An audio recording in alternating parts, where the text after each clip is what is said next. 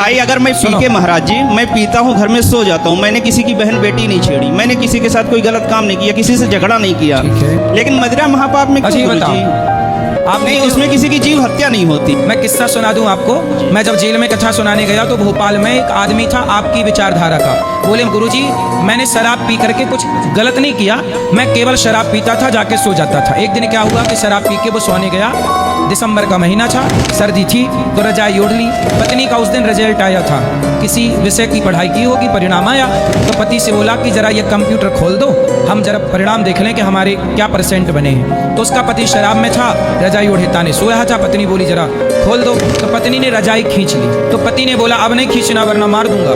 पत्नी ने दोबारा खींच ली, भाई पति पत्नी का तो चलता है ये, तो दोबारा खींच दी। उसने पत्नी का हाथ पकड़ा, बगल में लिटाया और गला दबाया, तो उसकी श्वास नली टूट गई। वो आदमी अपनी पत्नी जब रात भर सोती रही, उसकी पत्नी उसके साथ, उसे लगा पत्नी सो रही है। सवेरे जागा, उसका नशा उतरा, सवेरे जागा तो पत्नी मरी पड़ी। तो खुद हॉस्पिटल ले गया, और खुद हॉस्पिटल ले गया तो डॉक्टर ने वहाँ देखा, पोस्टमार्टम किया, बोले नली टूटी है, बोले इसका गला दबाया गया है। किसने दबाया? तो बाद में पता चला कि उसी ने दबाया। उसके बच्चे अनाथ हो गए। खुद 14 साल से जेल में था, मुझे मिला तो फूट फूट के रो रहा था।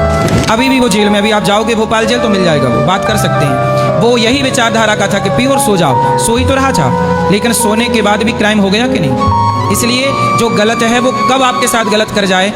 दगा किसी का सगा हुआ? दगा किसी का सगा नहीं है, किया नहीं तो कर देखो, जिसने जिसने दगा किया है जाकर उसका घर